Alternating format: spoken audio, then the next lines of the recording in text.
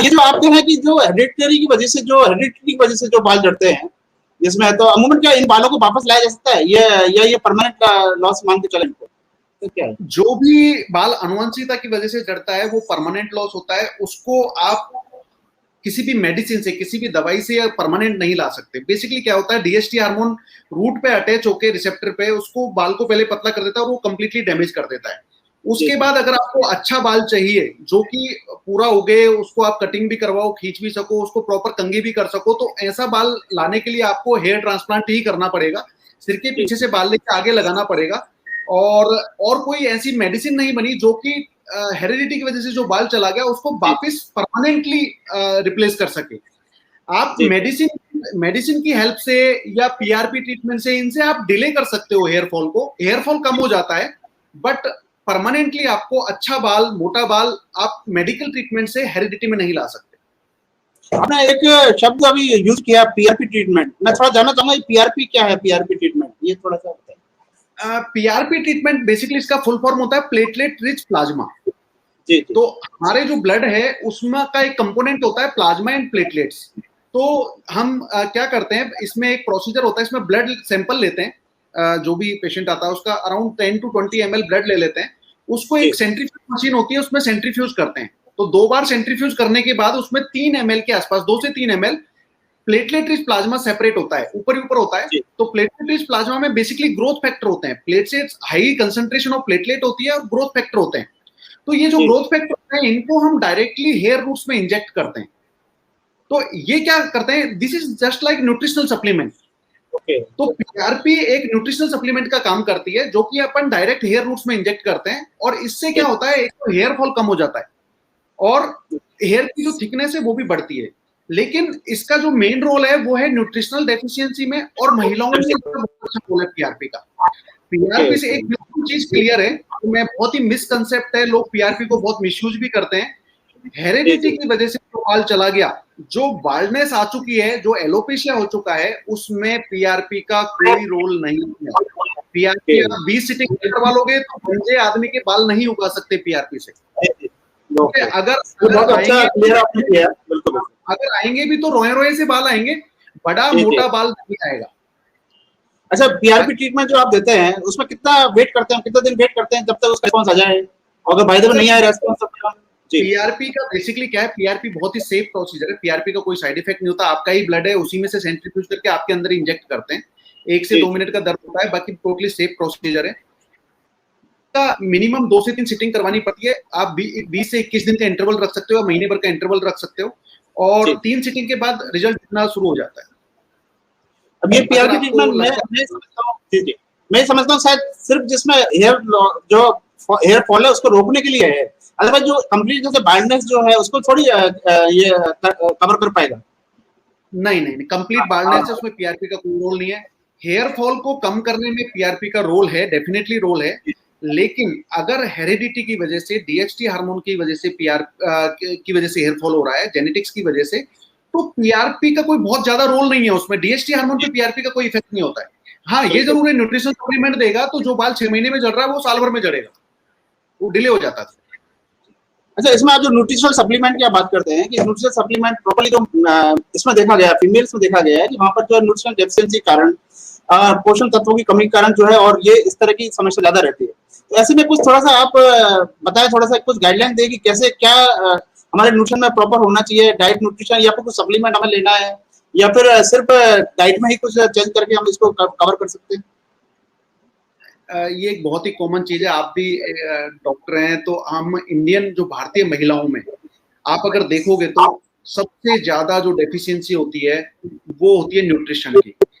आप अधिकतर महिलाएं, या तो उनमें हीमोग्लोबिन कम होगा, आयरन डेफिशिएंसी होती है, ठीक है, उनमें विटामिन B12 डेफिशिएंसी होती है। जो प्योर वेजिटेरियन होते हैं उनमें विटामिन B12 और विटामिन D3 बहुत कम होता है।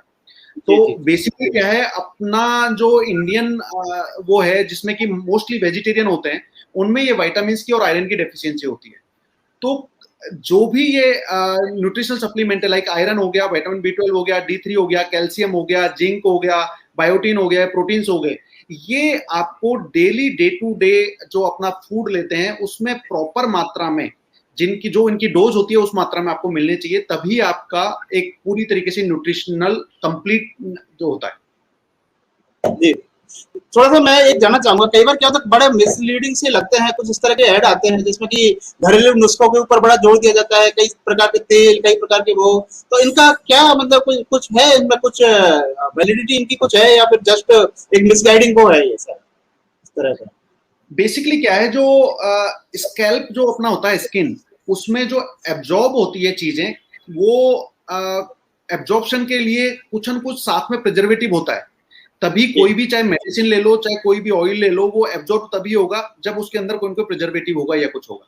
जो अपन ऑयल लगाते हैं, मोस्टली ऑयल वो स्किन के लिए होता है, वो ऐसा नहीं है कि बालों की जड़ में जाके और ऑयल कुछ करेगा या कुछ है। अगर ऑयल बालों की जड़ में जाके कुछ कर रहा है एब्जॉर्ब, तो इसका मतलब उसमें कुछ प्रिजर्वेटिव है जो कि उसको एब्जॉर्ब करवा रहा है। सपोज अब हम जो हेरिडिटी की वजह से जो हेयर फॉल होता है उसमें मिनॉक्सिडिल सॉल्यूशन देते हैं लगाने के लिए, तो मिनॉक्सिडिल सॉल्यूशन में साथ में एक प्रिजर्वेटिव होता है, लाइक अल्कोहल होता है, जो कि उसका एब्जॉर्ब करवाता है। तो कोई भी ऑयल और ये सारी चीजें मेनली जो है 99% ये अपनी चमड़ी के लिए होते हैं, स्किन के लिए होते हैं। ओके, एक्चुअली यहाँ पर मैं दर्शकों को कहना चाहूंगा, डॉक्टर ने बहुत शानदार तरीके से ये बताया है कि इस प्रकार की मिसगाइडिंग नहीं जाकर और एक प्रॉपर एक्सपर्ट से सलाह लेना बहुत जरूरी है। जो भी आप यूज कर रहे हैं, अभी कई बार क्या होता है कि किस तरह के कोई केमिकल्स या इस तरह का आप अगर गलत यूज कर लिया तो हो सकता है कि जो आप फायदे के लिए नहीं बजाय और वो आपको ज्यादा नुकसान पहुंचा दे। तो थोड़ा सा इस चीज का बड़ा विशेष ध्यान रखना बहुत जरूरी है और एक्सपर्ट ओपिनियन लेना बहुत जरूरी है। डॉक्टर साहब, मैं थोड़ा सा ये कहना चाहूंगा कि कौन सी एज है हेयर ट्रांसप्लांट की, अगर हम हेयर ट्रांसप्लांट की बात करें, जो आप भी इसमें बहुत अच्छा एक्सपर्ट है, आपका और सेंटर है, भलीभांति परिचित है, तो आप थोड़ा सा इस बारे में गाइड करें कि कौन सी एज में करवाना चाहिए और कुछ उसके एप्लीकेशन के बारे में थोड़ा सा। बेसिकली हेयर ट्रांसप्लांट होता क्या है, हेयर ट्रांसप्लांट में आप खुद जो जिसको जरूरत होती है उसके सिर के पीछे से खुद के ही बाल लेके और उसके आगे इम्प्लांट करते हैं। इसका जो इंडिकेशन है वो क्लियर कट इंडिकेशन है, जिसके भी गंजापन है, एलोपेशिया है, जो हेरिडिटी की वजह से, आनुवंशिकता की वजह से है, जिसमें बिल्कुल क्लीन हो चुका है, वहां पर बाल नहीं है या बाल बिल्कुल पतले हो चुके हैं, तो उसमें एकमात्र जो इलाज है हेरिडिटी एलोपेशिया का वो है हेयर ट्रांसप्लांट। हेयर ट्रांसप्लांट में नेचुरल बाल आते हैं, उनको आप कट करो, खींचो, कुछ भी करो, वो खूब बड़े होते हैं, आप चोटी बनाओ, इतने बड़े होते हैं बाल, नेचुरल ग्रोथ होती है उनकी। साइड इफेक्ट कोई नहीं होता है, नॉर्मल प्रोसीजर है, केवल चमड़ी लेवल का काम है, चमड़ी को ही शून्य करते हैं, पूरा बेहोश करने की भी जरूरत नहीं होती। डे केयर प्रोसीजर है, सेम डे आप जा सकते हो और दूसरे दिन से अपना रूटीन काम कर सकते हो, कोई भी जो भी ऑफिस वर्क है, रूटीन वर्क है वो कर सकते हो। बस जो बेसिक सावधानी रखनी पड़ती है ट्रांसप्लांट में वो है कि 14 दिन तक आपको उन बालों को टच नहीं करना, उनको रगड़ना नहीं है, पहुंचना नहीं है, टच नहीं करना है, और उनको आप दूसरे दिन गीला कर सकते हो, कोई दिक्कत नहीं, बस रगड़ना नहीं है, टच नहीं करना है। तो हेयर ट्रांसप्लांट में नेचुरल बाल आते हैं, सेफ प्रोसीजर है, और एकमात्र इंडिकेशन जो है, एक तो हेरिडिटी एलोपेशिया, दूसरा मेरे पास पेशेंट आते हैं जिनके बचपन में जल जाते हैं, जलने की वजह से बाल चले जाते हैं, या कोई चोट का निशान है उस पर बाल नहीं आ रहे हैं, तो उसमें भी हेयर ट्रांसप्लांट हो सकता है। ये तो हो गया हेरिडिटी की वजह से। कभी कभी महिलाओं में 5 से 10% में हेरिडिटी होती है, उनमें भी बाल बिल्कुल डेंसिटी कम हो जाती है आगे की तरफ, तो उनमें भी आप हेयर ट्रांसप्लांट कर सकते हैं। ओके, इसमें जो पीसीओडी और इस तरह की जो प्रॉब्लम है फीमेल में, उसमें अगर हेयर लॉस है तो उसमें कुछ इसका जो भी हेरिडिटी के अदर देन और कॉजेज होते हैं हेयर लॉस के, उनमें बेटर रहता है सबसे पहले अपन को कारण पता हो। ओके, अगर अपन को लग रहा है न्यूट्रिशनल डेफिशिएंसी की वजह से, तो आप एक बार उसका जांच करवाओ। पीसीओडी की वजह से तो अल्ट्रासाउंड करवा के उसका हार्मोनल टेस्ट करवाओ। थायराइड है तो उसकी जांच करवाओ। पहले सबसे पहले कारण पता होगा, कारण को ट्रीट करना पड़ेगा। ट्रांसप्लांट करने का उसमें कोई मतलब नहीं है, तो कारण ट्रीट करके इलाज होना जरूरी है बजाय हेयर ट्रांसप्लांट के, ऐसी फीमेल्स में। दूसरा एक आपने जी थोड़ी देर पहले वो पूछा था कि भाई जो डे टू डे रूटीन में मैं एक छोटी सी चीज है जिसपे कि अपने महिलाओं को ध्यान केंद्रित करना चाहूंगा। जो अपन एक तो कलर यूज करते हैं, डाई यूज करते हैं, उससे बालों को बहुत नुकसान होता है। अगर आपके बाल बहुत ज्यादा सफेद नहीं है, अगर केवल पूरे सिर में 5% सफेद है या 10% सफेद है, तो आपको डाई यूज नहीं करनी चाहिए। कलर से आपकी एक तो हेयर फॉल बढ़ता है, हेयर डेंसिटी कम होती है, और अगर आपने कलर यूज किया है तो जो आपके 5% बाल अभी सफेद हैं, अगली बार जब आप देखोगे तो 5 की 20% सफेद हो जाते हैं। 20% को कलर करोगे तो अगली बार 40% हो जाएंगे। तो जब तक आपके हेयर एक अनुपात में बहुत ज्यादा सफेद नहीं हुआ, आपको कलर यूज नहीं करना चाहिए। दूसरा, कई महिलाएं स्ट्रेटनिंग करवाती है, जो केमिकल स्ट्रेटनिंग है वो नहीं करवानी चाहिए। बालों को जो केमिकल है, उसके बाद मैंने 90% फीमेल्स में देखा उसमें हेयर फॉल बहुत ज्यादा होता है। ये स्पा ट्रीटमेंट जो कराते हैं उसके बाद भी समस्या इस तरह की रहती है कि स्पा ट्रीटमेंट जो कराते हैं स्पा और स्ट्रेटनिंग कराते हैं, स्पा ट्रीटमेंट कराते हैं, ये सारा वही उसमें केमिकल जो भी यूज होता है वो नहीं यूज करना चाहिए। सारा वो सही नहीं है। अच्छा, घरेलू नुस्खे काफी यूज करते हैं लोग, घरेलू नुस्खे जितने भी कर रहे हैं उसमें कोई किसी प्रकार का कोई नुकसान? देखो जो भी अगर घरेलू कोई कुछ कहेगा, कुछ लपेटने के लिए कुछ लपेटेगा, कोई कुछ कहेगा, कोई कुछ कहेगा, इस तरह के काफी चल रहे हैं जी। जो भी घरेलू नुस्खे हैं उनके पीछे कोई ना कोई साइंटिफिक रीजन होता है और जी, उनके जी। पीछे कोई कोई अपना न्यूट्रिशन और कोई कोई आयुर्वेदिक अपना वो होता है। उसमें ओके। मैं सभी को गलत नहीं ठहराना चाहता, वो हाँ, हाँ। अच्छे से सपोज आंवला यूज कर रहे हो आप, बहुत बढ़िया है। शिकाकाई जी, यूज कर रहे हो, बहुत बढ़िया है, लेकिन वो प्योर होना चाहिए, शुद्ध होना चाहिए। ठीक है। आप अगर ब्रीदिंग एक्सरसाइजेज कर रहे हो, योगा कर रहे हो, जिससे कि अपनी ऑक्सीजन ब्लड सप्लाई बढ़ती है, तो वो बहुत जी, अच्छी चीज है। ठीक है। तो जो भी काले तिल अपन यूज करते हैं बालों को काला करने के लिए, हेयर्स की ग्रोथ के लिए काले तिल यूज करो, वो अच्छी चीज है। तो बेसिक जो ये न्यूट्रिशनल सप्लीमेंट है ये बहुत अच्छी चीज होती है।